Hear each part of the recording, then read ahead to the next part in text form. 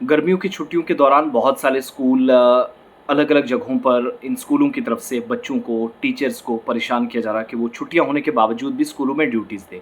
इस पर नाराज़गी का इजहार किया गया है स्कूल एजुकेशन डिपार्टमेंट की तरफ से और ताज़ा सर्कुलर इस सिलसिले में जारी हुआ है। दो चीज़ें यहाँ साफ कर दी गई हैं कि गर्मियों के दौरान कोई भी किसी भी स्कूल के अंदर नहीं जाएगा।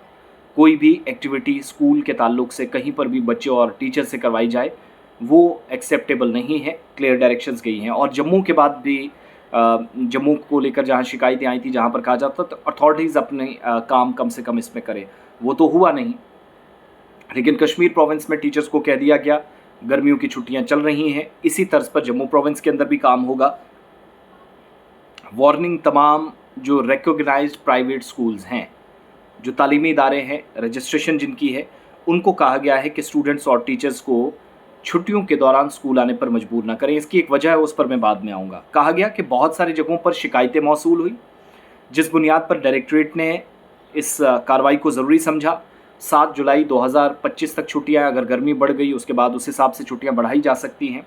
लेकिन फ़िलहाल इस दरमियान इस सर्कुलर के मुताबिक ना ही कोई को करिकुलर एक्टिविटी होगी, ना कोई एकेडमिक एक्टिविटी होगी। Official declared summer vacations period के दौरान तमाम सरगर्मियों को मनसूख किया जाता है, मुअत्तल किया जाता है। क्लियरली मेंशन इस ऑर्डर में किया गया है directorate of school education Kashmir में। फिर सारे जो रिकॉग्नाइज्ड प्राइवेट स्कूल्स हैं, उनको कहा गया कि समर ब्रेक स्केड्यूल के मुताबिक काम करें।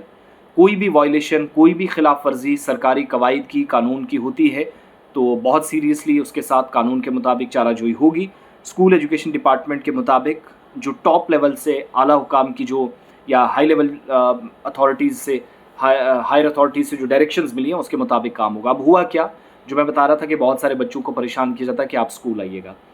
देखिए, ट्रांसपोर्ट चार्जेस या फ़ी के नाम पर बच्चों को लूटा गया, पेरेंट्स को लूटा गया। बहुत सारे प्राइवेट स्कूल्स इनमें दोनों प्रोविंसेस में हमने देखे और बहुत सारे स्कूल जिनका एक अच्छा सिस्टम भी है, अच्छा निज़ाम चलता है, वो इस तरह का काम कहीं पर भी नहीं करते।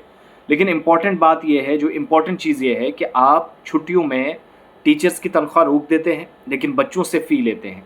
वो बहाना कल को ये बनाया जा सकता है कि बच्चों को हमने लाया, पढ़ाया, छुट्टियाँ थी, लेकिन प्राइवेट स्कूल्स के अंदर इन छुट्टियों के होने के बावजूद भी हमने तालीमी सरगर्मियाँ जारी रखी, इसलिए हम बच्चों से फ़ी लेंगे। पहली बात तो ये फ़ी लेने का कोई आधार नहीं बनता, कोई इसका जवाज़ नहीं है। कल को जाकर टीचर्स को अगर आप ये मना कर देते हैं कि हम आपको सैलरी नहीं देंगे क्योंकि छुट्टियां थी, तो फिर आप किस जवाज़ से, किस मुंह से वो पैसा बच्चों से मांग रहे हैं। तो डायरेक्टरेट ने इसी चीज़ का संजीदा नोटिस लिया है। तो ये क्लियरली मेंशन है, सर्कुलर है, ऑफिशियल ऑर्डर किसी को चाहिए वो भी ले सकता है। किसी को स्कूल जाने की ज़रूरत नहीं है ड्यूरिंग समर, प्राइवेट स्कूल्स ख़ास तौर से जो परेशान कर रहे वालिदैन को। इसलिए मैं बार बार इस चीज़ पर फोकस करके कह रहा हूँ, थोड़ा सा इस चीज़ से बचिएगा। एक तो ये बात।